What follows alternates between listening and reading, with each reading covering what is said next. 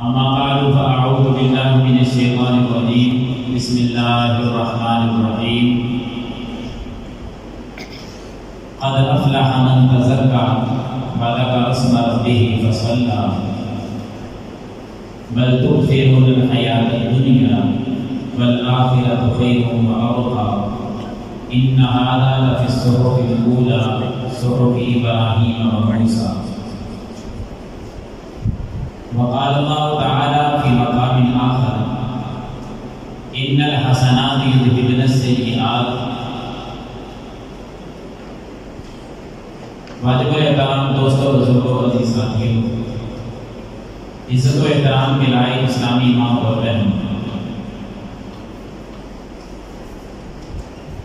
تزکیہ نفس کے حوالے سے ہمارے یہ پروگرامز جاری ہیں. آپ احباب علماء کرام کے بیانات سماعت فرما رہے ہیں. دعا فرمائیں کہ جو کچھ سنتے سناتے ہیں اللہ تعالیٰ اس پر ہمیں عمل کرنے کی توفیق عطا فرمائے. تو چند باتیں آج کے درس میں بھی آپ لوگ فرما لیں کہ تزکیہ نفس کا کیا مطلب ہے. تزکیہ کا معنی پاک کرنا، نفس کا معنی اپنے دل، یعنی جو اندر کی کیفیت ہے وہ پاک اور صاف ہو جائے. کیا وہ دل کو، ہمارا سینہ، وہ جگر، وہ کیا میڈیکلی طور پہ خراب ہو گیا ہے جس کو ہم نے صاف ستھرا کرنا ہے؟ یہ کیا مسئلہ ہے جس کی پاکیزگی اور طہارت کی ضرورت پیش آ گئی ہے؟ اس کے اندر خرابی کون سی ہے؟ خرابی اس کے اندر یہ ہے کہ ہمارا دل گناہوں کی وجہ سے آلود ہو چکا ہے، گناہوں کی وجہ سے وہ سیاہ ہو چکا ہے، گناہوں کی وجہ سے اس میں بہت ساری خرابیاں آ چکی ہیں. وہ گناہوں کی وجہ سے جو ہمارا دل خراب ہے، ہمارا اندر وہ تباہ ہو چکا ہے، اس کو درست کرنا تزکیہ نفس کہلاتا ہے.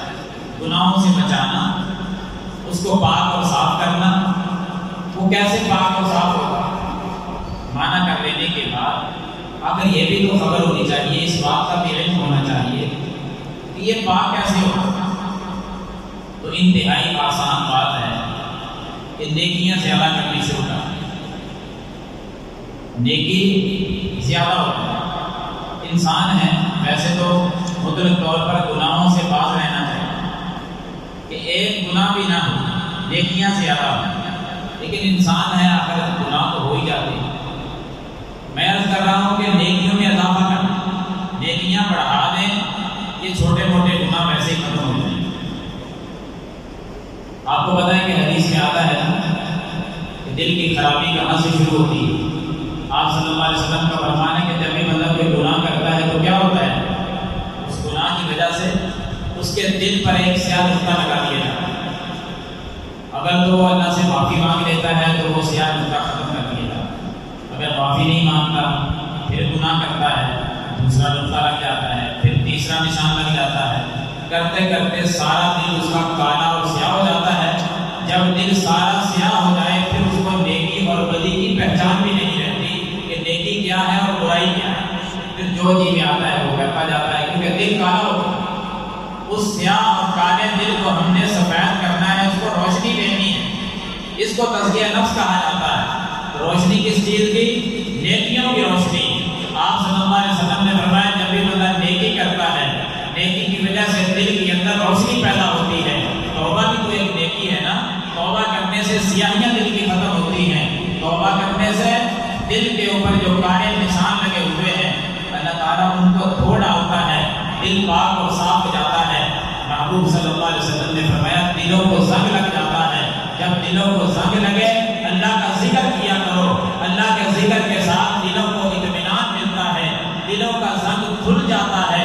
فرمایا جس طرح لوہے کو زنگ لگ جاتا ہے نا اور لوہا ختم ہو جاتا ہے، اسی طرح دلوں کو بھی زنگ لگ جاتا ہے. اس زنگ کی وجہ سے دل تباہ ہو کے رہ جاتا ہے اور اس دل کی صفائی اور اس دل کی زنگ پانا اور وعدہ ختم کرنا وہ نیکیوں کے ساتھ ہے، وہ اللہ کے ذکر کے ساتھ ہے، وہ توبہ استغفار کے ساتھ ہے. حضرات چھوٹی سے چھوٹی نیکی بھی کر رہے ہیں. بڑی کمال کی بات، چھوٹی سے چھوٹی نیکی معمولی اس کی وجہ سے بھی اللہ گناہوں کو معاف کر دیتا ہے. اور جب گناہ معاف ہونا شروع ہو جائیں، نیکیاں لکھی جانے لگے، سمجھو تزکیہ نفس شروع ہو گیا، دل کی پاکیزگی، دل کی طہارت کا آغاز ہو چکا ہے. جب ہمارے عمل کی وجہ سے گناہ معاف ہو جائے اور نیکی درج ہو جائے، بیان کر رہا ہوں اب چھوٹی سی نیکی بھی کر لینا معمولی، اللہ اس کے بدلے میں بھی گناہ معاف کرتا ہے اور نیکیاں درج فرماتا ہے. صحیح مسلم میں حدیث ہے، نبی صلی اللہ علیہ وسلم فرماتے ہیں کہ بیٹھے تھے صحابہ کرام سے فرمانے لگے، میرے صحابہ کیا تم روزانہ 1000 نیکی کرنے سے بھی عاجز آ گئے ہو؟ دوبارہ سنیں، صحابہ 1000 نیکی نہیں کر سکتے روزانہ؟ کمزور ہو گئے ہو، عاجز آ گئے ہو، 1000 نیکی نہیں کر سکتے؟ 3 مرتبہ حضور صلی اللہ علیہ وسلم نے پوچھا 1000 نیکی نہیں کر سکتے؟ ایک صحابی نے پوچھا معبود ایک دن کے اندر 1000 نیکی بھلا کیسے ممکن ہے؟ تو 2-4 نیکیاں ہوتی، 10 ہوتی، 20 ہوتی، 50 ہوتی، وہ سمجھ میں آنے والی بات ہے. آپ کہہ رہے ہیں 1000 نیکی، یا رسول اللہ صلی اللہ علیہ وسلم خاموش ہم اس لیے کہ ایک ہی دن کے اندر 1000 نیکی ہم کس طرح کریں گے؟ تو آپ صلی اللہ علیہ وسلم نے فرمایا اللہ کے بندو 100 مرتبہ سبحان اللہ نہیں کہہ سکتے؟ کیا نہیں کہہ سکتے؟ اب تو کہہ دو کیا نہیں کہہ سکتے؟ سبحان اللہ. میں یہ تو نہیں کہہ رہا کہ میری ہر بات پہ زور سے سبحان اللہ کہا کرو، میں تو یہ پوچھ رہا ہوں کہ کیا کہنا ہے؟ سبحان اللہ. میرے صحابہ کیا تم سبحان اللہ نہیں پڑھ سکتے؟ ایک دن میں کتنی بار؟ 100 مرتبہ. اور 100 مرتبہ سبحان اللہ کہنے میں کتنا ٹائم لگتا ہے؟ کبھی گھڑی پر آپ نظر رکھیں اور سبحان اللہ پڑھنا شروع کر دیں، 1 منٹ نہیں ہوگا لیکن 100 مرتبہ سبحان اللہ ہو جائے. 1 منٹ سے بھی پہلے 100 مرتبہ سبحان اللہ بندہ پڑھ لیتا ہے. 1 منٹ سے بھی پہلے کوئی آرام سے پڑھ لے تو 1.5 منٹ لگ جائے گا، 2 لگ جائیں گے زیادہ سے زیادہ. یہاں سے اٹھیں سبحان اللہ پڑھتے پڑھتے جائیں، جوتا پہنے مسجد سے باہر نہیں نکلیں گے، 100 مرتبہ سبحان اللہ ہو جائے. گنتی کر کے دیکھ لینا. 100 مرتبہ فرمایا جس نے سبحان اللہ پڑھا. پہلے تو آپ پوچھ رہے تھے نا میرے صحابہ 1000 نیکی نہیں کر سکتے ایک دن کے اندر. جب آپ نے اسلام میں عمل ذکر کیا نا، پھر ایک خوشخبری اور بھی سنائی. فرمایا میرے صحابہ جس امتی نے ایک دن میں 100 مرتبہ سبحان اللہ کو پڑھ لیا، اللہ رب العالمین اس کے نامہ اعمال میں 1000 نیکی بھی لکھے گا اور اسی عمل کے بدلے 1000 گناہ بھی مٹا دے گا. 1000 نیکی لکھی جائے گی اور 1000 گناہ مٹا دیے جائیں گے. کس کے بدلے میں؟ 1 منٹ سبحان اللہ سبحان اللہ سبحان اللہ پڑھنے کے بدلے. تو پتہ کیا چلا؟ تزکیہ نفس شروع یہاں سے ہوتا ہے جب بندہ نیکیوں کا آغاز کرتا ہے. آپ کوئی عمل شروع کر دیں، جب گناہ معاف ہونا شروع ہو گئے، دل کی سیاہیاں جب کھلنے لگی تو دل صاف ہوتا چلا جائے گا، تزکیہ ہوتا چلا جائے گا اور ایسا باکمال دل ہو جائے گا، ایسا کمال کا دل ہو جائے گا. نبی صلی اللہ علیہ وسلم نے فرمایا یہ دل اللہ کی 2 انگلیوں کے درمیان ہے، رب جس طرف چاہے اس کو موڑ دے. اگر اس کے اندر گناہ ہے تو نیکیاں کر کے اس کی سیاہی کو روشنی میں بدل دے. اور کیا ملے گا؟ نیکیاں کون کون سی کریں گے؟ میں عرض کر چکا ہوں کہ آپ جس نیکی سے آغاز کریں گے نا، دل صاف ہونا شروع ہو جائے گا. جس نیکی کو بھی شروع کر دیں، اب سبحان اللہ ہے وہ آپ نے سیکھ لیا. 9 بہنوں سے بھی التماس کروں گا کہ گھر کا کام کاج بھی کرے نا تو سبحان اللہ پڑھتی رہا. یہ اتنا آسان عمل ہے کہ کوئی دوسرا کام چھوڑنا نہیں پڑتا. اس کے وجہ سے نماز پڑھنے آتے ہیں تو دکان چھوڑ کر آنا پڑتا ہے، گھر کو چھوڑنا پڑتا ہے، کاروبار بند کرنا پڑتا ہے. میں تو اس نیکی کا تذکرہ کر رہا ہوں. اللہ کے بندو جو کام کر رہے ہیں کرتے رہے، تھوڑی سی زبان ہلاتے رہے سبحان اللہ سبحان اللہ سبحان اللہ. جب یاد آئے 100 مرتبہ پڑھ لیا کریں، جب یاد آئے 100 مرتبہ پڑھ لیا کریں. 1000 نیکی ملے گی، 1000 گناہ معاف ہو جائے گا. تھوڑا سا اللہ موقع دے پھر ایک نیکی کا اور تذکرہ کر دو، وہ نیکی بھی کر لیا کریں. اللہ رب العالمین تو زندگی بھر کے گناہ اس پہ معاف کر دیتا ہے. کون سی نیکی؟ میرا اللہ کبھی کبھی بندوں کے خلوص کو، بلکہ ہر مرتبہ دیکھتا ہی بندوں کے خلوص کو ہے. کبھی کبھی نیکی بہت چھوٹی ہوتی ہے، خلوص انتہا درجے کا ہوتا ہے. اللہ چھوٹی سی نیکی کے بدلے میں ساری زندگی کے گناہ معاف کر دیتا ہے. صحیح بخاری میں واقعہ موجود ہے. ایک بندہ سفر کر رہا، نبی صلی اللہ علیہ وسلم نے فرمایا یہ پہلے دور کا واقعہ ہے. ایک بندہ سفر کر رہا، چلتے چلتے کیا دیکھا؟ جس راستے پہ جا رہا تھا کانٹے دار چھڑی ادھر پڑی ہوئی. 2 حدیثیں ہیں. ایک حدیث میں الفاظ ہے کہ کانٹے دار چھڑی پڑی تھی. اس نے سوچا کہ یہ لوگوں کو تکلیف آئے گی, کانٹا چبھے گا. اس نے وہ اٹھائی اور سڑک سے ایک سائڈ پہ کر کے اس کو رکھ دیا تاکہ گزرنے والوں کو تکلیف نہ ہو. دوسری حدیث کے الفاظ یہ ہیں, 2 واقعات ہیں نا. ایک بندہ سفر کر رہا تھا, ایک درخت روڈ کے سڑک کے ایک سائڈ پہ لگا ہوا تھا اور اس کی شاخیں جو ہے وہ راستے کے درمیان میں جھکی ہوئی تھی. جو بھی بندہ گزرتا رہا اس کی شاخیں بندے کے سر پہ لگتی تھی, بندوں کو تکلیف ہوتی. اس آدمی نے کلہاڑا پکڑا اور اس درخت کو, اس ٹہنی کو کاٹ دیا تاکہ لوگوں کی تکلیف دور ہو جائے. اب دیکھنے عمل کتنا ہے. ایک چھڑی اٹھا کر سائڈ پہ کی ہے نا, ایک ٹہنی ہی کاٹی ہے نا, اور تو کوئی عمل نہیں کیا. نبی صلی اللہ علیہ وسلم نے فرمایا کہ اللہ کو اس بندے کا یہ عمل اتنا پسند آیا, اتنا پسند آیا, اللہ نے سارے گناہ بھی معاف کر دیا, اپنی جنت کا مہمان بھی بنا. کبھی کبھی ایسے بھی ہوتا ہے. خلوص کی بات ہے نا, دل کی بات ہے کہ عمل کیا کس ارادے سے. تو جب ہم بھی سفر کرتے رہتے ہیں, کبھی راستے میں کوئی اینٹ پڑی ہو, کوئی پتھر پڑا ہو, تو آدھے منٹ کے لیے بائک کو روک دیا کریں اور اس پتھر کو, اینٹ کو اٹھا کر سائڈ پہ کر دیا کریں. اس حدیث کی روشنی میں شاید اللہ تعالیٰ کو یہی عمل پسند آ جائے اور ساری زندگی کے گناہوں پہ معافی کے قدم پہ ممکن ہے اللہ کو پسند آ جائے. عمل چھوٹا سا لیکن اللہ کی طرف سے رحمت بہت بڑی آ گئی. کب آئے گی جب ہمارا تزکیہ نفس ہوگا. تو ایک اور نیکی کا تذکرہ کرو. نیکیوں کی وجہ سے دل پاک اور صاف ہو جاتے ہیں, تزکیہ ہو جاتا ہے بندے. قرآن کی تلاوت, قرآن کی تلاوت کی وجہ سے بھی دلوں کو سکون ملتا ہے. اللہ کا ذکر ہے نا, الا بذکر اللہ تطمئن القلوب. یاد رکھو کہ دلوں کا جو اطمینان ہے وہ اللہ کے ذکر میں ہے, وہ اللہ کے قرآن کی تلاوت میں ہے. اور پھر یہ جو دن اور ایام گزر رہے ہیں یہ ویسے بھی بڑے باکمال ہیں. آخری اشرا ہے ماہ رمضان کا, اور اس کے اندر ایک ایک نیکی جو ہے وہ انسان کو کہاں سے کہاں تک لے جائے گی.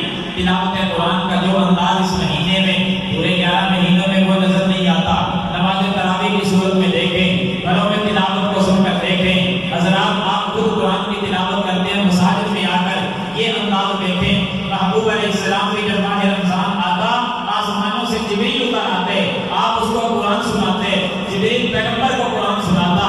ماہ رمضان میں قرآن پڑھنے اور پڑھانے کے انداز ہی نرانے ہیں. اور سیکھ لو اس مہینے سے, جب مہینہ ختم ہو پھر قرآن کی تلاوت ہماری زبانوں پہ تھوڑی تھوڑی جاری رہے. ملے گا کیا؟ میرے اور آپ کے دل پاک ہو جائیں گے, میرے اور آپ کا تزکیہ نفس ہو جائے گا. جب تزکیہ نفس ہوگا پھر کمال کی نیکیاں, پھر کمال کی محبتیں, پھر اللہ کی طرف سے کمال کی رحمتیں اور برکتیں نازل ہوں گی. ایک قرآن کی تلاوت کو سیکھ لو, اللہ دلوں میں اطمینان کو رکھ دیتا ہے. بے چینی ہے اگر کسی کو قرآن پڑھنا شروع کر دے, اللہ دلوں میں سکون اور چین نازل کر دے گا. اگر کوئی دل کا مریض ہے قرآن کی تلاوت شروع کر دے, اللہ اس کے دل کی بیماری کو دور کر دے گا. ایمان اور یقین کے ساتھ پڑھے. اور اگر کوئی شیطانی غلبہ ہے کسی پر, قرآن پڑھنا شروع کرے, جنات اور شیاطین بھی دور ہو جائیں گے. قرآن پڑھنا شروع کرے. کوئی جادوگر بھی آ کر حملہ آور ہو, رب محمد کی قسم ہے, صحیح مسلم میں حدیث ہے, ساری دنیا کے جادوگر بھی آئیں, رب کے قرآن کی سورۃ البقرہ کا مقابلہ نہیں کر سکتے. آپ پڑھ کر تو دیکھیے اللہ کا قرآن, یہ زمین سے اٹھا کر تمہیں آسمانوں تک نہ لے جائے, پھر آسمانوں سے لے کر اس سے بھی اوپر عرش معلیٰ تک لے کر جائے گا. اور اللہ سے جب ملاقات یہ قرآن کروائے گا نا, پھر یہی قرآن سفارشی بن جائے گا, یہی قرآن جنت کے درجات پہ تمہیں چڑھائے گا. یہ طرح برتقی اے بندے پڑھ اور جنت کے درجات پہ چڑھ جا. اور حضرات دنیا سے لے کر قبر تک, قبر سے لے کر میدان حشر تک, اور حشر سے لے کر پھر جنت کے درجات تک اسی قرآن نے تو پہنچا دیا. تزکیہ ہو تو اس قسم کا. اور پتہ تزکیہ اور قرآن کی اگر بات آئی ہے نا, تو ہر نیکی کرنے سے پہلے اسلاف کو چیک کیا کرو. ہمارے اسلاف کیسا کرتے تھے, ہمارے اسلاف ہمارے بڑے وہ قرآن کو کیسے پڑھا کرتے تھے, کیا انداز تھا. حضرات ہم اسلاف میں سب سے پہلے نبی کے صحابہ پہ نظر رکھتے ہیں کہ نبی کے صحابہ نے قرآن کو کیسے پڑھا, قرآن کی تعلیم کو کیسے عام کیا, اور پھر قرآن مجید کی تعلیم کو جب عام کیا اور کس کس انداز میں پیغمبر کے صحابہ کو دکھ اٹھانے پہ. ہم اگر صحابہ کی زندگی کو پڑھ لینا تو انسان سے پڑھ کر ہی لوگ میں کھڑے ہو جائیں، ان جیسا عمل کرنا کہاں نصیب ہوگا؟ لیکن کامیابی یہی ہے کہ ان جیسا عمل ہے۔ نبی صلی اللہ علیہ وسلم کے صحابہ کا عمل اس لیے ذکر کرنے لگا ہوں، آج کل ہمارے اعتراضات اور عذر بڑے ہوتے ہیں۔ مثلا جس بندے سے بات کریں، اب اس بندے کو کہنے کی کیا ضرورت ہے، کچھ سویت سارے کیا اسی طرح نہیں ہے؟ قرآن کتنا پڑھتے ہیں؟ یہ رمضان گزرنے کی دیر ہے، پورا سال قرآن کو ہاتھ ہی نہیں لگائے۔ کتنا کا ہم قرآن پڑھیں گے، کتنے نفر پڑھیں گے کہ کھڑے ہو کر مادہ پارا پڑھ لیں، لمبی لمبی صورتوں کی تلاوت کر لیں، قرآن مجید غلاف میں بند کر کے ہر گھر میں رکھا ہوا، کتنا کے لوگ پڑھتے ہیں۔ کوئی مسئلہ بن جائے تو دوسروں کے پاس تو جائیں گے، دوسروں سے مسئلہ حل کروانے کی کوشش تو کریں گے، لیکن خود قرآن کی پڑھنے کی کوشش نہیں کریں گے، اور قرآن کی وجہ سے ذرا برابر تکلیف بھی برداشت نہیں کریں گے۔ اور اعتراض عذر کیا ہوتا ہے؟ مصروفیت ہے، مزدور بندے ہیں، سارا دن کام پہ گزر جاتا ہے، سارا دن دکان پہ کھڑے رہتے ہیں، سارا دن اپنے مختلف مصروفیات میں مصروف رہ کر شام کو تھکے ہوئے ٹوٹے ہوئے گھر آتے ہیں، اور پھر کچھ کام کرنے کی، قرآن پڑھنے کی ہمت ہی نہیں ہوتی۔ حضرات آؤ میں اپنے اسراف کی مصروفیت اور مصروف لوگوں کا تذکرہ تو تمہیں سناؤں، میں تمہیں پیغمبر کے مزدوروں کا تذکرہ تو پڑھ کر سناؤں کہ کس انداز میں نبی کے مزدور تھے، اور نبی علیہ السلام کے زمانے کے کیسے مصروف لوگ تھے۔ کیا انہوں نے قرآن چھوڑ دیا تھا؟ کتنی تکلیفیں پھر قرآن کی وجہ سے آئی۔ آپ پڑھیں صحیح بخاری میں واقعہ، قبیلہ ریل، زکوان، مسیہ، بنو نہیان، یہ 4-5 قبیلے تھے، اور یہ کافروں کے قبیلے تھے۔ ان کے چند بندے مل کر نا ایک پروگرام بنا کر مدینہ میں آئے، نبی صلی اللہ علیہ وسلم کو مسجد نبوی میں ملے، آپ علیہ السلام سے بڑی قابل غور بات ہے، قرآن کی وجہ سے ہم نے، قرآن کے لیے ہم نے کیا کیا، ہمارے اسلاف نے کیا کیا۔ باتیں تو بڑی بڑی ہم بھی کر جاتے ہیں، اور ہوتے ہیں تزکیہ نفس کے لیے، کہتے ہیں دعائیں قبول نہیں ہوتی، کہتے ہیں کاروبار میں برکت نہیں آتی، ہم کاروبار کا رونا روتے ہیں، دعاؤں کی قبولیت کا رونا روتے ہیں کہ قبول نہیں ہوتی۔ بڑی منحوسیت چھائی ہوئی ہے، گھروں میں بے برکتی ہے، بیماریوں نے ڈیرا ڈالا ہوا، کاروبار ہمارے لٹ گئے، ہماری اولاد ہماری نافرمان ہو گئی۔ اللہ کے بندوں، تزکیہ نفس کے لیے کیا گیا میں نے اور آپ نے، اور اتنی اتنی باتیں ہم کرنے والے۔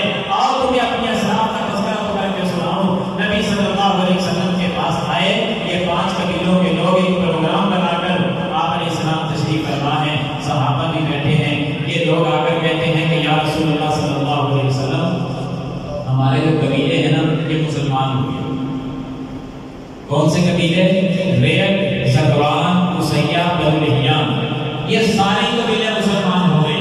جب نبی نے یہ خبر سنی نا صلی اللہ علیہ وسلم کی، یہ قبیلے مسلمان ہو گئے سارے کے سارے، آپ صلی اللہ علیہ وسلم بڑے خوشی سے ہوئے، کیونکہ اسلام ابھی پھیل رہا تھا، افراد کی ضرورت تھی۔ نبی علیہ السلام کو پتا چلا سارے قبیلے مسلمان ہو گئے، بڑی خوشی ہوئی۔ فرمایا پھر کس لیے آئے ہو؟ کہا یا رسول اللہ صلی اللہ علیہ وسلم، ہم بھی مسلمان ہو گئے ہیں، آپ کے پاس آنے کا مقصد یہ ہے کہ کچھ افراد ہمیں دے دیں، کچھ بندے دے دیں، وہ ہمارے بچوں کو، جوانوں کو، بوڑھوں کو اللہ کا قرآن پڑھائیں۔ قرآن کی تعلیم کے لیے ہم آئے ہیں، ہمارے پاس بندے نہیں ہیں قرآن پڑھانے والے۔ نبی علیہ السلام نے جب یہ سنا کہ ان کو قرآن کی تعلیم کے لیے افراد چاہیے، آپ نے نہیں انکار کیا کہ ہمارے پاس بندے کم ہیں، آپ نے فرمایا لے جاؤ جس کو لے جانا ہے، اور جتنے افراد چاہیے اتنے لے جاؤ، کیونکہ وہ آتے جاتے تھے، جان پہچان تو تھی کہ کون سا بندہ کتنی قیمت والا ہے۔ کہا وہ فلاں آپ کا صحابی جو ہے نا قرآن بڑا کمال کا پڑھتا ہے، وہ ہمیں دے دو۔ آپ نے نام لیا، جاؤ گے ان کے ساتھ، دوسرے کا نام آیا، تیسرے کا نام آیا، اشارے کرتے گئے، محبوب ان کے حوالے بندے کرتے گئے، آج نام لے لے کر، اشارے کر کر کے، چن چن کر نبی کے 70 صحابہ انہوں نے لے لیے۔ 70 صحابہ کی جماعت کو لے کر جب نکلے، ابھی مدینہ سے باہر آپ صلی اللہ علیہ وسلم ان کا الوداع کرنے کے لیے جا رہے تھے، ڈیوٹیاں لگائی، آپ نے ان کو پڑھانے کے طریقے بتائے کہ اللہ میں قرآن کی تعلیم تم نے کیسے دینی ہے، آپ نے لوگوں کو قرآن کیسے پڑھانا ہے، تعلیم کی ساری ٹریننگ دے کر بندوں کو ان کے حوالے کیا، اور یہ الوداع کرنے کے لیے آمنہ کے رات اپنے شاگردوں کو الوداع کرنے کے لیے مدینہ سے باہر نکلے، اور اس راستے پر الوداع کر دیا۔ اور کیا خبر تھی پیغمبر کو یہ آنے والے کون ہیں اور کس ارادے سے آئے ہیں، یہ مسلمان ہے بھی یا نہیں، کون بتائے قبیلہ ریل، زکوان، مسیہ مسلمان ہوئے بھی ہیں یا نہیں۔ آپ علیہ السلام نے تعلیم کا نام سنا، قرآن کی تعلیم کا نام سنا،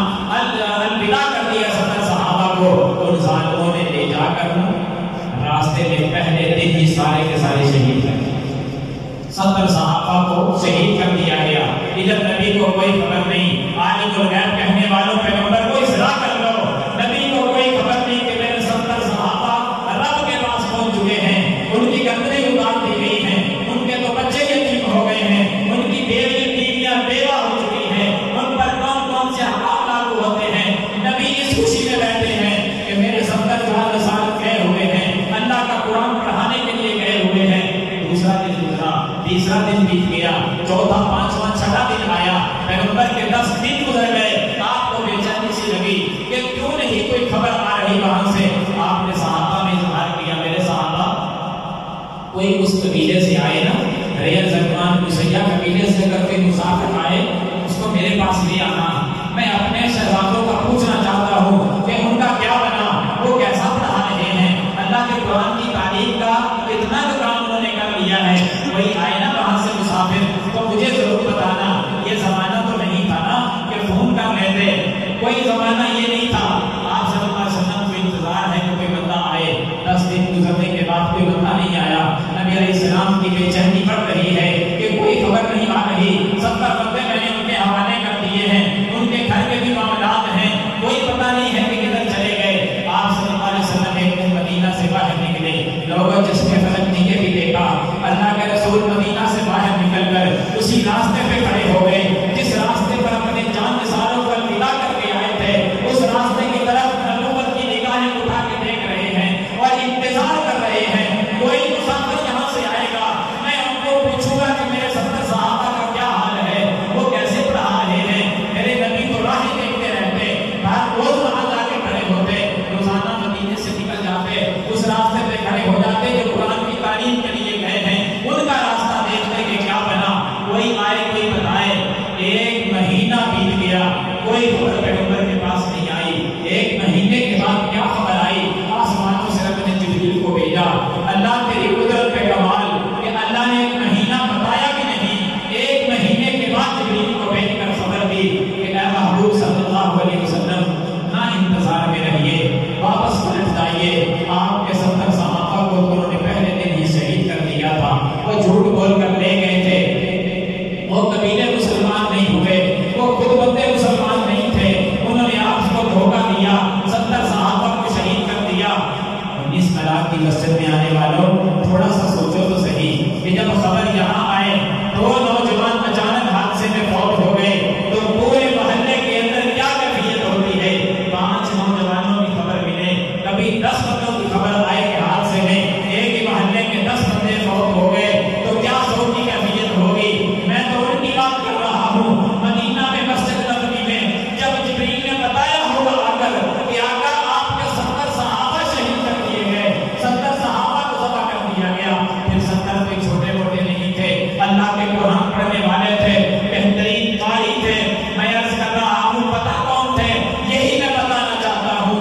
آج تو قرآن کھول کے راضی نہیں, 2 لفظ پڑھ کے ہم کچھ نہیں ہوتے اور تزکیہ نفس کی باتیں کرتے ہیں. پیغمبر کے یہ صحابہ پتہ کون تھے, نبی کے دیگر صحابہ کی شہادت کے بعد اس طرح کرتے ہیں کہ وہ ہمارے ساتھی ایسے تھے کہ کنا نسمیہم القراء, ہم نے تو ان کا نام ہی قاری رکھا ہوا تھا, ہم تو ان کو قراء کہا کرتے تھے.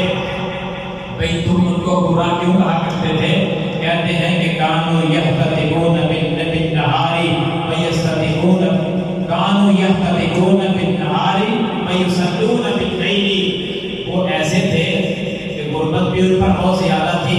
جو شہید ہو چکے ہیں نا ان کا تذکرہ ہو رہا ہے, بعد میں دوسرے صحابہ کر رہے ہیں کہ ہم ان کو قاری کہا کرتے تھے اس لیے کہ سارا دن وہ جنگلوں میں چلے جاتے, وہاں لکڑیاں کاٹ کاٹ کر اپنی کمر پہ رکھتے اور اپنی کمر پہ بوجھ لاد کر بوجھ رکھ کر منڈی میں لے جاتے اور منڈی میں بیچ کر اپنے پیٹ اور اپنے بچوں کے پیٹ کا گزارا کرتے. جب شام ہوتی تھکے ہوئے تو ہوتے نا, ٹوٹا ہوا جسم تو ہوتا تھا نا. میں پیغمبر کے زمانے کے مزدوروں کا تذکرہ کر رہا ہوں جو منڈی میں جاتے اور لکڑیاں اپنی کمر پہ رکھ کر لے جاتے, سارا دن جنگلوں میں لکڑیاں کاٹتے رہتے. جب شام کو آتے ٹوٹا ہوا جسم لے کے چارپائی کی نظر نہیں ہوتے تھے, تھکا ہوا جسم لے کر بستر کی نظر نہیں ہوتے تھے.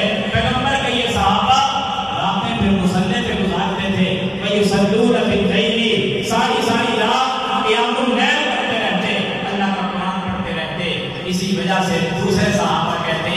کو اللہ کی زمین پر قاری کہا کرتے تھے، یہ قرآن پڑھنے والے ہیں، یہ بڑے کمال کے لوگ ہیں۔ ظالموں نے 70 کے 70 ہی شہید کر دیے۔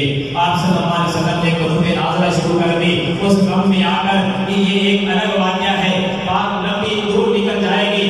جو جتنا مسئلہ میں آپ کو سمجھانا چاہتا ہوں کہ قرآن کی تعلیم کے لیے 70 صحابہ ذبح ہو گئے، نبی نے اتنا دکھ اٹھایا، بچے ان کے یتیم ہوئے، بیویاں ان کی بیوہ ہوئی، 1 مہینے تک کوئی احکام ان پہ لاگو نہیں ہوئے، اور قرآن کی وجہ سے اپنی جان کے نذرانے پیش کر گئے۔ میں نے اور آپ نے قرآن کے لیے کیا کیا؟ اور کیسے ہی تزکیہ ہو جائے ہمارے نفسوں کا، کم از کم قرآن پڑھنا تو شروع کر دیں۔ قرآن پڑھیں گے، دل مطمئن ہو جائیں گے، گناہ ہمارے دھل جائیں گے، ہمارا دل ایسے ہو جائے گا جیسے زمزم سے کھلا ہوا، اللہ کی قسم دل پاک اور صاف ہو جائے گا۔ جب قرآن پر ہم غور کرنے لگیں گے، قرآن پر عمل کرنے لگیں گے، ہمارا پورے کا پورا جسم جو ہے وہ پاک اور صاف ہو جائے گا۔ نیکی اپنائیں قرآن پڑھنے والی، نیکی اپنائیں اللہ کے ذکر والی۔ اللہ نے خود بھی نتیجہ بتایا ہے، جب تزکیہ نفس ہو جائے گا، قد افلح من تزکا، جس نے نفس کو پاک کر لیا وہ تو کامیاب ہو گیا۔ فذکر اسم ربہ فصلی، جس نے اللہ کا ذکر کیا وہ بھی کامیاب ہوا، جس نے نمازیں پڑھی وہ بھی کامیاب ہوا۔ کیا مطلب؟ تزکیہ نفس ہوتا ہی اللہ کے ذکر سے ہے، دل پاک ہوتا ہی نمازوں کی وجہ سے ہے، دل پاک ہوتا ہی قرآن کی تلاوت کی وجہ سے ہے۔ اللہ نے نیکیوں کا تذکرہ کر کے میرے اور آپ تک یہ بات پہنچائی ہے کہ نیکیاں شروع کر دو، نیکیوں کی وجہ سے گناہ مٹا دیے جائیں گے۔ جب گناہ مٹ جائیں گے دل پاک اور صاف ہو جائے گا، نفس پاک ہو جائے گا۔ تزکیہ جب ہو گیا نا، پھر انشاءاللہ ہر قسم کی برائی سے، ہر قسم کے گناہ سے بندہ محفوظ رہنے لگے۔ چھوٹی سی ایک اور نیکی کا تذکرہ کر دیتا ہوں، وہ اس لیے کہ بہت معمولی نیکی ہے، لیکن جو کمالات اس نیکی کے بیان ہوئے ہیں وہ انسان سوچتا ہی رہے تو پہنچ نہیں سکتا کہ جتنے کمالات اس میں بیان ہوئے۔ گناہگار تو سارے ہیں نا، کیوں بھائی گناہگار ہیں یا نہیں؟ آواز نہیں آ رہی، ایسا لگتا ہے جیسے معصوم خطا ہیں سارے۔ گناہگار ہیں یا نہیں؟ اور بھائی معصوم تو صرف انبیاء تھے، انبیاء کے علاوہ کوئی معصوم نہیں ہے، سارے گناہگار ہیں۔ جب گناہگار ہیں تو گناہوں کی بخشش بھی چاہیے یا نہیں؟ تو پھر ایک عمل نوٹ کریں، ایک حدیث پڑھتا ہوں، اس میں چھوٹے چھوٹے 3 عمل بیان ہوئے ہیں، کرتے وہ آپ پہلے ہی ہیں۔ یاد رکھیں بات، وہ نیکیاں میں اور آپ پہلے کر رہے ہیں، لیکن تھوڑی سی سوچ کے کریں گے، اس حدیث کی روشنی میں کریں گے، پھر کمالات چیک کرنا کہ کیسے ہیں۔ نبی صلی اللہ علیہ وسلم کی حدیث ہے، جامع ترمذی ہے، کہ جو بندہ 3 نیکیاں کرتا ہے، نمبر 1 اچھا وضو کرے، چاہتا نہیں ہے میں وضو کروں، ناپسندیدگی کے باوجود، اس باب الوضوء من المکارہ، نہ چاہتے ہوئے اچھا وضو کرنا، 3 دفعہ اپنے اعضاء کو دھونا، سردی اور گرمی کا موسم ہونا، پانی ٹھنڈا اور گرم ہو تو پھر طبیعت نہیں مانتی، پھر بھی بندہ وضو کرے 3 دفعہ اعضاء دھو لے، یہ ہمارا اسباب الوضوء من المکارہ۔ نمبر 2 والمشی والسلام الى الجماعات، پیدل چل کر مسجد میں باجماعت نماز کا ارادہ لے کر پہنچے، باجماعت نماز پڑھنے کے ارادے سے چلیں اور مسجد میں پیدل چلیں۔ کتنے کام ہو گئے؟ 2 کام ہو گئے۔ تیسرا کام، جب نماز پڑھ لینا، المکث فی المسجد بعد الصلاۃ، پھر نماز کے بعد تھوڑا سا ٹائم اپنا کے گھر کو دے، تھوڑی دیر بیٹھ جائے، جس طرح ماشاءاللہ آپ سارے بیٹھے ہیں۔ تینوں کام ہی ہو گئے نا، وضو بھی ہوا، مسجد میں آئے بھی، اور نماز ادا کرنے کے بعد بیٹھے بھی، بس یہ کام ہے۔ یہ 3 کام آپ نے روزانہ اس حدیث کی روشنی میں کرنے ہیں، اور جو بندہ یہ 3 کام کرتا ہے، میں ترتیب کو تھوڑا سا بدل کر آپ کے سامنے عمل رکھتا ہوں نتیجے کے طور پر، کہ اللہ تعالیٰ پھر کیا دیتے ہیں؟ پہلی بات کہ ان نیکیوں کی وجہ سے اللہ گناہوں کو معاف کرے گا۔ کتنے گناہ معاف ہوں گے؟ فرمایا وَكَانَ مِنْ خَطِيئَتِهِ كَيَوْمِ وَلَدَتْهُ أُمُّهُ، یہ بندہ گناہوں سے ایسے پاک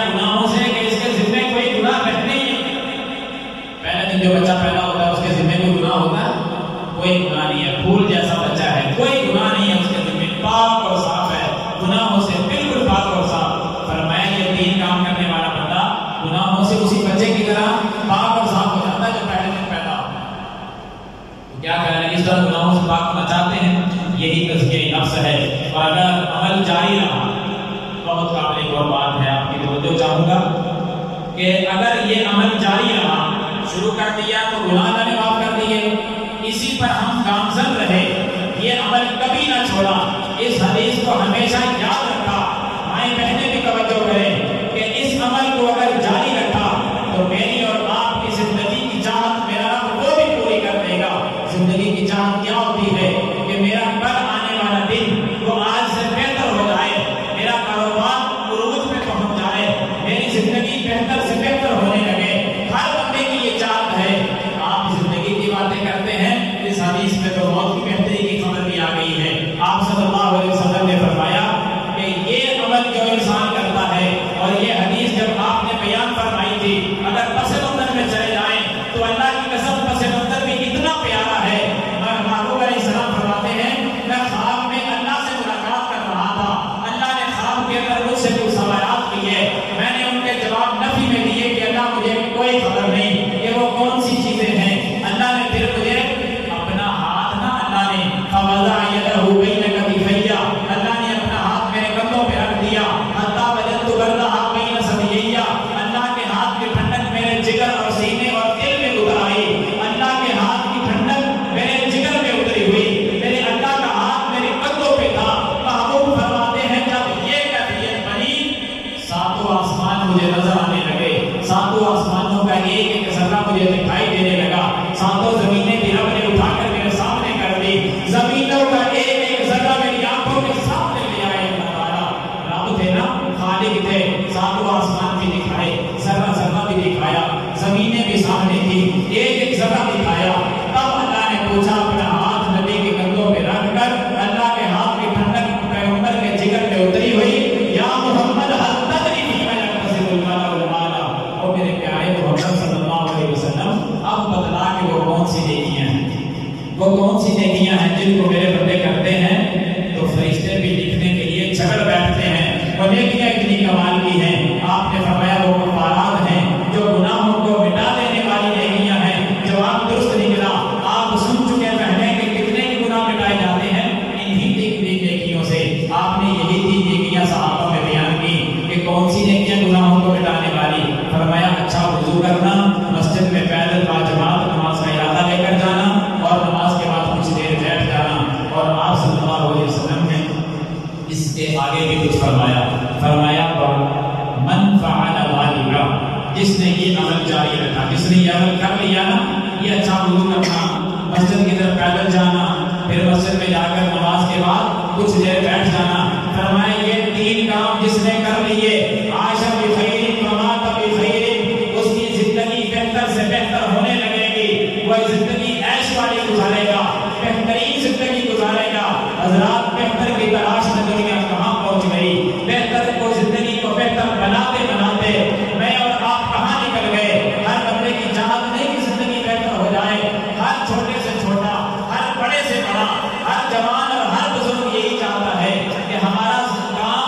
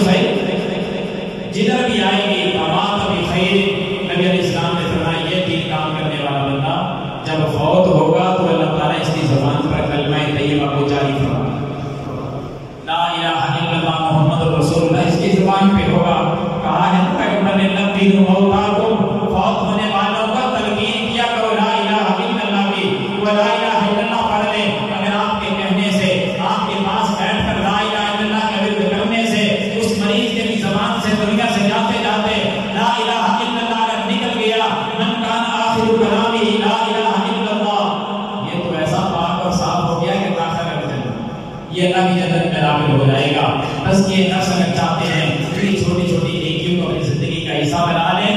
یاد رکھنا ہمیشہ کسی نے زندہ نہیں رہنا. یہ اللہ کے فیصلے ہیں. کبھی بچپن میں, کبھی لڑکپن میں, کبھی جوانی میں, کبھی بڑھاپے میں. یہ اللہ کے فیصلے. جتنی زندگی دے دے اللہ کی مرضی ہے. اور آئے دن ہم کیسی کیسی باتیں سن رہے ہیں. چلتے چلتے نوجوان چل بستے ہیں, اللہ کے پاس ہو جاتے ہیں.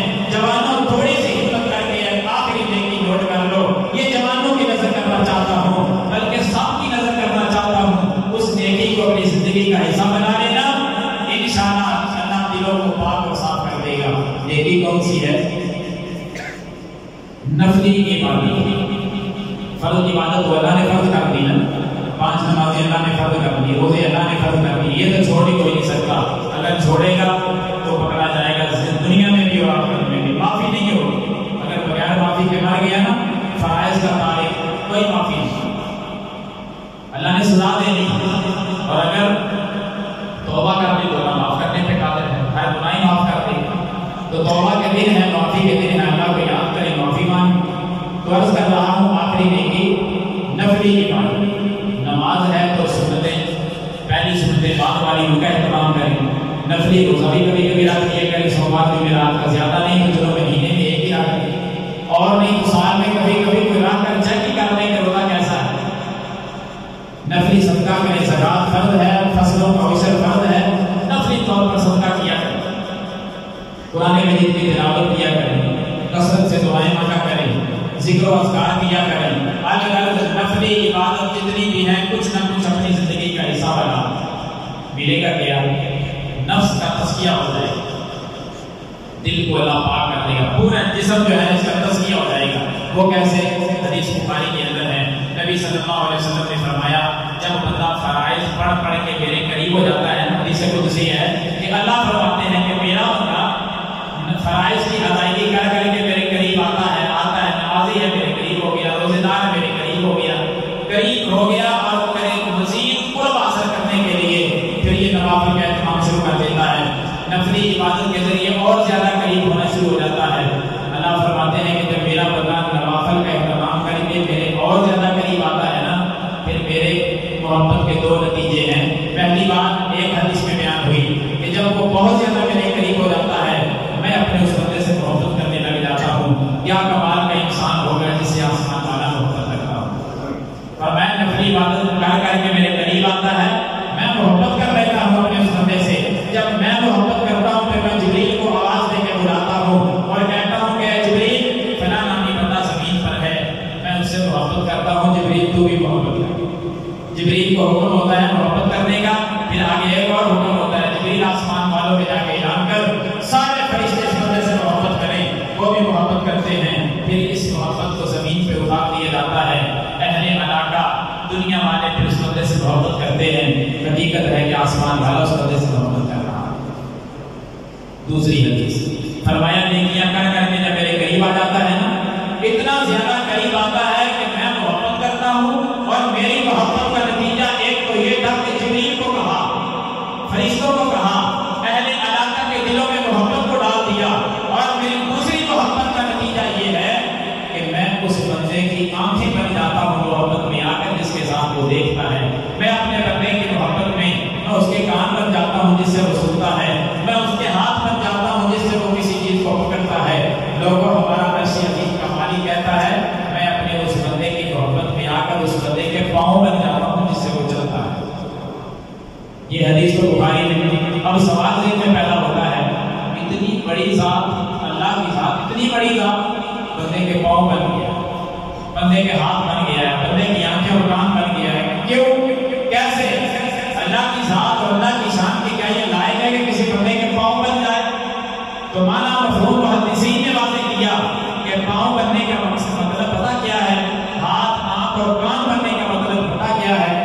مطلب یہ ہے کہ بندہ جب اللہ کے اتنا قریب ہو گیا, اللہ نے جب محبت ڈال دی, محبت اس بندے سے کر لی, اس محبت میں بندے کی جب آنکھ بن گیا جس کے ساتھ یہ دیکھتا ہے, کیا مطلب کہ اب اللہ تعالیٰ نے اس بندے کی آنکھ میں حیا پیدا کر دیا ہے. یہ کبھی بھی غلط چیزوں کی طرف نہیں دیکھے. یہ جب نظر اٹھے گی تو خیر کی چیزوں کی نظر اٹھے گی. اللہ کانوں میں حیا پیدا کر دے گا. یہ آلات موسیقی نہیں سنے گا, یہ گانوں کی آواز نہیں سنے گا,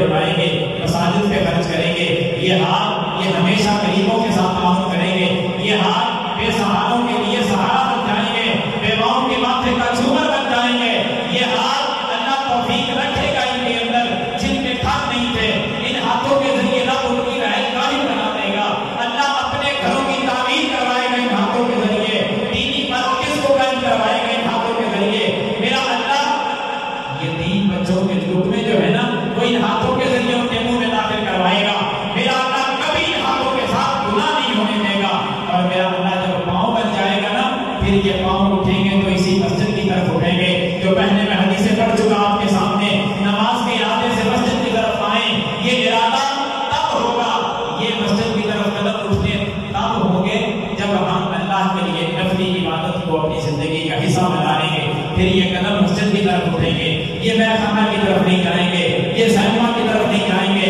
یہ گندی مجالس اور محافل کی طرف نہیں اٹھیں گے، یہ گندے دوستوں سے ملاقات کے لیے نہیں قدم اٹھیں گے، یہ قدم کسی کو دھوکہ دینے کے لیے نہیں چلیں گے، یہ قدم کسی کی چوری کرنے کے لیے، کسی کو قتل کرنے کے لیے، کسی کی عزت پہ ڈاکہ ڈالنے کے لیے، کسی کی جمع بیٹی کے بارے میں باتیں کرنے کے لیے، اپنے برے دوستوں کی محافل اور مجلسوں میں جانے کے لیے کبھی نہیں اٹھیں گے، یہ قدم جب اٹھیں گے یہ اللہ کے گھر کی طرف اٹھیں گے، یہ قرآن پڑھنے کے لیے بندے کو لے کر جائیں گے، یہ قرآن کی تعلیم سیکھنے سکھانے کے ارادے سے بندے کو لے کر جائیں گے، حضرات یہ قدم جب اٹھیں گے نیک ارادوں کے ساتھ اٹھیں گے، اگر چاہتے ہو کہ دل ہمارا پاک ہو جائے، جسم کے اعضاء پاک ہو جائیں، تو جوانوں پھر ایسا کریں کہ جسم کی اعضاء اگر نیکیوں میں لگانا چاہتے ہیں تو پھر ایسا کر دیں کہ نیکی زیادہ کرنا شروع کر دیں، نیکی میں اضافہ کر دیں، انشاءاللہ ہماری زندگی ہمارے اسلاف جیسی بن جائے گی، اور اپنی اولادوں کو بھی اسی کی تنقید کر جاؤ، ہم قبر میں چلے جائیں گے، پیچھے اولادیں انشاءاللہ اس قسم کی ہوگی جس قسم کی پیغمبر کے صحابہ کی اولادیں تھیں، اگر آپ اجازت دیں تو نبی کے صحابہ کی اولاد میں سے ایک جوان کا تذکرہ میرے سامنے آ رہا ہے، ایک واقعہ آپ کو سنا دیتا ہوں، انشاءاللہ ہو سکتا ہے زندگی بدل جائے، اجازت ہے سنانے کی؟ صرف ایک چند منٹ ہے، مجھے آپ کی تھکاوٹ کا احساس ہے، بس تذکرہ اس کا بڑا پیارا ہے، جب ہمارے اسلاف تھے انہوں نے محنتیں کی، اللہ نے ان سے محبت کی، پھر آگے نسلوں میں وہی محبت منتقل کی، وہی طریقہ آگے منتقل کر دیا، حضرات یہی محبتیں یہی تزکیہ نفس ہماری اولادوں میں بھی جانا چاہیے، ہم بٹھا کر ان کو بتایا کریں کہ نماز باجماعت پڑھنی ہے، ربوبیت الوہیت اسماء و صفات کے تذکرے ان کے سامنے کیا کریں، اور نبی کے صحابہ اور صحابہ میں سے بھی پھر سیدنا ابو بکر صدیق رضی اللہ تعالی عنہ، ان کے نواسے نے سیدنا عروہ بن زبیر رحمہ اللہ تعالی، نام آپ نے سنا ہوگا عروہ بن زبیر، ایک عروہ نامی صحابی ہے، عروہ بن بلجاد رضی اللہ عنہ، یہ تابعی ہے، سیدنا زبیر رضی اللہ تعالی عنہ صحابی ہیں، ان کا بیٹا ہے عروہ، یہ سیدہ عائشہ کے سگے بھانجے ہیں، سیدہ اسماء کے بیٹے ہیں، یعنی جس رشتے سے دیکھو گے صحابہ ہی صحابہ نظر آئے، ایسی تربیت ہوئی اس بچے کی، جوانی کے اندر جب پہنچے نا، جوانوں کو سنانا چاہتا ہوں کہ جوانی میں آ کر نا کبھی یہ نہ سمجھا کریں کہ ابھی موت نہیں آئے گی، کبھی یہ خیال نہ کیا کریں کہ ابھی ہم نے بوڑھے ہونا ہے تب جا کر نمازیں پڑھ لیں گے، جوانی میں مسجد کا رخ بھی نہیں کرتے، کبھی ایسا نہ سوچنا، موت کی آندیاں جوانی میں بھی چل جاتی ہیں، سیدنا عروہ بن زبیر یہ بھی ایک جوان ہے، جوان کا تذکرہ جب سنیں گے تو پھر اپنی جوانی بھول جائیں گے، اس جوان کا تذکرہ کیا ہے، یہ جوانی میں بیچارے بیمار ہو گئے، اور بیماری بھی کون سی لگی، ایک پاؤں پہ پھوڑا نکلا، اور وہ بڑھتے بڑھتے اس میں پیپ آ گئی، وہ زیادہ خراب ہوتے ہوتے کینسر کی صورت اختیار کر گیا، جب کینسر بنا اس دور کے ڈاکٹر حضرات نے یہ فیصلہ کیا کہ اگر اس کا علاج آپریشن کے ساتھ نہ کیا گیا، یعنی اس پاؤں کو کاٹا نہ گیا، تو یہ کینسر پھیل جائے گا پورے جسم میں اور موت واقع ہوگی، یہ خطرات ہیں، لہذا اس پاؤں کو کاٹ دیا جائے، ٹخنے سے اوپر گھٹنے سے نیچے اس ٹانگ کو کاٹا جائے گا تو امید ہے کہ زندگی بچ جائے گی، دور حالت میں بھی ایسا ہی ہے، کوئی عضو خراب ہو جائے تو اس کو کاٹ دیا جاتا ہے کہ زندگی بچ جاتی ہے۔ عروہ بن زبیر رحمہ اللہ تعالیٰ کا پاؤں کاٹنے کا فیصلہ ہوتا ہے، یہ جوان کہتا ہے کہ اگر پاؤں کاٹ کر میری زندگی بچتی ہے تو ٹھیک ہے، میں پاؤں کٹوانے کے لیے تیار ہوں، کاٹ دیں۔ ڈاکٹر صاحب کہتے ہیں کل آئیں گے، اپنے آلات لے کر جس کے ساتھ آپریشن کرنا ہے، ٹانگ کاٹنی ہے، کل کاٹیں گے، آج نہیں، کل کا دن آ گیا۔ عروہ بن زبیر رحمہ اللہ تعالیٰ آ گئے، ڈاکٹر صاحب بھی آ گئے، 3 چیزیں کو ڈاکٹر صاحب لے کر آئے، نمبر 1 چھری، نمبر 2 آری، نمبر 3 شراب کی بوتل، یہ 3 چیزیں تھیں اس کے پاس۔ عروہ بن زبیر نے جب دیکھا تو پوچھا کہ یہ سامان کس لیے لے کر آئے؟ کہا یہ شراب کی بوتل، یہ آپ کو ساری پلاؤں گا، جب آپ نشے میں آ جائیں گے اس بے ہوشی میں آپ کا آپریشن شروع کر دوں گا، چھری کے ساتھ آپ کی ٹانگ کا گوشت کاٹا جائے گا، جب ہڈی آئے گی پھر ہڈی پر یہ آری چلاؤں گا اور آپ کی ٹانگ کو الگ کر دوں گا۔ شراب اس لیے کہ آپ بے ہوش ہو جائیں گے، آپ کو تکلیف کا احساس جو ہے وہ کم ہوگا، تکلیف نہیں ہوگی، آپ بے ہوشی میں یہ ٹانگ کاٹ دی جائے گی۔ قربان جاؤں عروہ بن زبیر رحمہ اللہ کی تربیت پر، پاکیزہ لوگ تھے نا، تزکیہ نفس ان کا ہوا تھا، دل بڑا پاک اور صاف تھا۔ کہنے لگے کہ 2-3 باتیں ہیں، میری ان کا جواب دو۔ ڈاکٹر صاحب یہ شراب جو آپ مجھے کہہ رہے ہیں نا کہ پلانی ہے، یہ تو ہماری شریعت میں اللہ نے اس کو حرام کر دیا ہے، اس کا تو ایک گھونٹ بھی میں اپنے قریب نہیں آنے دوں گا، آپ پوری بوتل پلانے کی باتیں کرتے ہیں، یہ نہیں پیوں گا میں، اس کو سائڈ پہ کر دو۔ اس کو تو خریدنے والا کیا، بیچنے والا کیا، اس کے ساتھ تو معمولی تعاون کرنے والا بھی دور کی بات ہے، جس کے پاس یہ رکھ دی جائے اللہ کے اس بندے پر بھی لعنت برسے۔ میرے پاس یہ بوتل لے کر آ کے سائڈ پہ کرو اس۔ ڈاکٹر صاحب کہتے ہو جذباتی باتیں کیوں کرتے ہو؟ یہ آپریشن ٹانگ کاٹنی ہے، کوئی معمولی کام تو نہیں ہے۔ کہا کہ آپ اسی طرح کاٹ، مجھے کوئی ضرورت نہیں ہے بے ہوشی کی، اور اگر حرام کھا پی کر میں بے ہوش ہوں اس سے بہتر ہے کہ آپ اسی طرح کاٹیں۔ کہا تکلیف ہوگی، عروہ کہتے ہیں ہونے لگ مجھے ہوگی نا، آپ کو تو نہیں ہوگی، لیکن شراب پی کر جو مجھے تکلیف ہونی ہے اس کا آپ کو نہیں پتا، میں نہیں پینا چاہتا۔ نوجوانوں کو یہاں سبق سیکھ لینا چاہیے، یہ بھی جوان ہے اور دیکھیں اس حالت میں کیا بحث کر رہے ہیں کہ شراب نہیں میں نے پی۔ ڈاکٹر صاحب نے شراب رکھی اور کہا کہ اگر آپ کا یہ سوال ہے تو پھر میں ایسے ہی کاٹ دیتا ہوں۔ جی کاٹ، چھری پکڑی، جب گوشت کاٹنے لگے نا ٹانگ کا، پہلی چھری چلی، گوشت کٹنا شروع ہوا، آپ کو پتا زندہ گوشت کاٹا جائے تکلیف تو بہت زیادہ ہوگی۔ عروہ بن زبیر نے اپنی ٹانگ آگے کی، گوشت کاٹنے لگے، جب کاٹا جانے لگا شروع ہوا، تکلیف ہوئی۔ قربان جاؤں عروہ تیری زندگی پر اور تیری پاکیزگی اور طہارت اور تزکیہ نفس پر۔ عروہ بن زبیر کی زبان سے ہائے بھائی کے الفاظ نہیں نکلے، ہمیں تکلیف ہونا کانٹا بھی چھوئے تو ہائے کا لفظ نکلتا ہے، طرح طرح کی چیخیں اور پکاریں ہماری شروع ہو جاتی ہیں۔ عروہ بن زبیر کی جب تکلیف ہوئی، عروہ بن زبیر نے ہائے نہیں کہا، چیخ نہیں ماری، عروہ بن زبیر نے اللہ کا قرآن پڑھنا شروع کر دیا۔ یہ بچپن میں تربیت ہوئی تھی نا، قرآن پڑھنا شروع کر دیا، ادھر گوشت کاٹا جا رہا ہے، ادھر سے قرآن کی آواز آ رہی ہے، جیسے تکلیف پڑ رہی ہے، زبان سے قرآن کی آواز پڑ رہی ہے، تکلیف شدت اختیار کر گئی۔ عروہ بن زبیر بھی زور سے قرآن پڑھنے لگے، گوشت کاٹ دیا گیا، ہڈی کی باری آئی، ڈاکٹر نے آری پکڑی، آری پکڑ کر جب چلانا شروع کی نا اس پر، ہڈی پر، تکلیف بہت زیادہ ہوئی۔ جب تکلیف شدت اختیار کر گئی، تکلیف کی شدت کی وجہ سے عروہ پر بے ہوشی آ گئی، بے ہوش ہو کر گر گئے، کوئی پتہ نہیں پھر کیا ہوتا رہا، ہڈی سے آری کے ساتھ سے ہڈی کاٹ دی، ٹانگ اور پاؤں کو الگ کر دیا۔ عروہ بن زبیر بے ہوش پڑے، ہوش میں نہیں آ رہی، وقت گزرتا گیا، اور اس سے قبل انہوں نے ایک اور بات بھی کہی تھی، وہ بھی آپ کو ذکر کر دوں اسی ضمن میں۔ اس شراب کے متعلق جب کہا نا کہ پی لو، عروہ بن زبیر نے کہا تھا ایک سوال کا جواب دو، اگر آپ کا یہ سوال ہے کہ یہ شراب میں پی لوں میں بے ہوش ہو جاؤں، بے ہوشی میں آپ میرا آپریشن کریں، اگر اسی آپریشن میں میری موت واقع ہو گئی تو میں اپنی اللہ کو جواب کیا دوں گا؟ آخری لقمہ تو حرام ہوگا، اللہ پوچھے گا کہ عروہ حرام پی کر آئے ہو، جواب کیا ہوگا؟ آخری لقمہ اس حالت میں بھی ڈر رہے ہیں کہ شراب میں مر گیا، فوت ہو گیا تو اللہ کو کیا جواب دوں گا؟ ہمارے معاشرے میں کتنے شرابی مر رہے ہیں، کسی کو فکر نہیں۔ جوانوں جب یہ کام کرتے ہیں یا آپ کے دوست یہ کام کرتے ہیں، آپ کے پاس بیٹھنے والے شراب کا بڑا دور چل رہا ہے، ان کو سمجھایا کرو، اپنے اسباب کے نظر سنایا کرو۔ عروہ بن زبیر بے ہوش پڑے ہیں، ٹانگ کاٹ دی گئی ہے، گھر والے بڑے پریشان ہیں، پتا ہے نا جوان بیٹا جب اس کیفیت میں ہو، ماں باپ کو کہاں سکون آتا ہے، ٹانگ بھی کاٹ دی گئی، بے ہوش بھی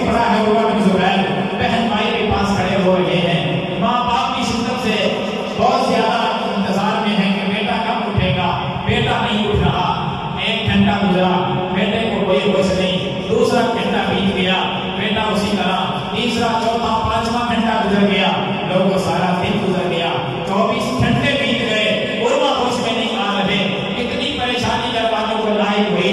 1 گھنٹے کے بعد جوان کی آنکھیں کھلی، دیکھا سارے گھر والے پریشان کھڑے ہیں۔ گھر والوں کو مخاطب کر کے جوان نے کیا کہا؟ جوانوں، میری اور آپ کی زندگی کو بدل دینے والے جملے کہنے لگے کہ میرے گھر والوں، میرے بہن بھائیوں اور میرے پاس کھڑے ہونے والوں، تم بڑے خوش نصیب ہو۔ آج عروہ خوش نصیب نہیں ہے، تم خوش نصیب ہو۔ پوچھا عروہ، بیٹا تم آج خوش نصیب کیوں نہیں ہو؟ بیٹا کہتا ہے کہ اس لیے کہ تم نے آج 5 نمازیں پڑھی ہیں، عروہ آج 5 نمازیں نہیں پڑھ سکتا، اس لیے میں خوش نصیب نہیں ہوں۔ آج اس حالت میں بھی نماز کی فکر ہے۔ ہم تو کھیل کود میں نمازیں ضائع کر دینے والے، بازار چلے جائیں تو 3 نمازوں کا ستیہ ناش کر دینے والے، درس ہو جائے تو سارا دن نیند کی نظر کر کے نمازوں کا بیڑا غرق کر دینے والے، چلتے پھرتے جب نماز کی بات کرنے، ہاں دیکھا ہے جو نماز پڑھتے ہیں، آگے سے تانوں اٹھانے دینے والے، داڑھی کا مذاق اڑانے والے، نمازیوں کا مذاق کرنے والے، جوانوں کی محفل میں جا کے کبھی نماز کا کہہ ہی نہیں سکتے، اس طرح کے تذکرے آگے سے کرنے والے، یہ بھی جوان ہے جو بے ہوشی میں جا کے اس عالم میں جب رب نے نہیں پوچھنا کہ نماز کیوں نہیں پڑھی، کیا کہہ رہے ہیں کہ آج خوش نصیب نہیں، میری نمازیں رہ گئی ہیں۔ اور اس سے بعد جو بات کی وہ تو مجھے اور آپ کو جھنجھوڑ دینے والی، پوری زندگی پر سوچ کو لگا دینے والی اور تزکیہ نفس کی کمال کی بات کی ہے۔ ایسا تزکیہ نفس چاہیے جس طرح عروہ بن زبیر کا ہوا تھا۔ کہنے لگے کہ گھر والوں، جو میرا پاؤں کاٹا گیا وہ پاؤں کہاں ہے؟ دفن کر دیا، کہیں پھینک دیا، یا ابھی گھر میں پڑا ہے؟ کہا ہم تو اس پریشانی میں تھے، آپ ہوش میں نہیں آ رہے، پاؤں کہاں ہم نے کرنا تھا؟ وہ ادھر ہی پڑا ہے۔ عروہ بن زبیر کہتے ہیں ذرا پاؤں تو دکھا دو مجھے، جو میری زندگی کا حصہ تھا، ایک جسم کا حصہ تھا، اسے دکھاؤ تو صحیح کہاں ہے۔ پاؤں لایا گیا، جب پاؤں سامنے رکھا نا، عروہ بن زبیر نے مخاطب ہو کر چند باتیں کہیں، اللہ کی قسم حیرا دینے والی باتیں۔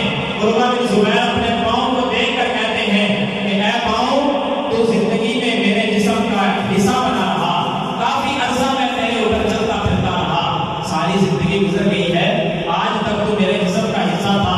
یہ باتیں کہنے کے بعد عروہ نے اپنے ہاتھ سے اپنے پاؤں کو پکڑ لیا، اپنے پاؤں کو پکڑ کر مخاطب ہو کر کہا کہ اے پاؤں، تو میرے جسم کا حصہ رہا ہے، میں اپنے اللہ کو گواہ بنا کے کہتا ہوں، میں کبھی تیرے اوپر چل کر کسی گناہ کی طرف نہیں گیا، میں جب بھی تیرے اوپر چل کر گیا ہوں میں نیکی کی طرف ہی گیا، میں جب تیرے اوپر چلا میں خیر کے کاموں کی طرف گیا، میں کبھی تیرے اوپر چل کر گناہ کی طرف نہیں گیا۔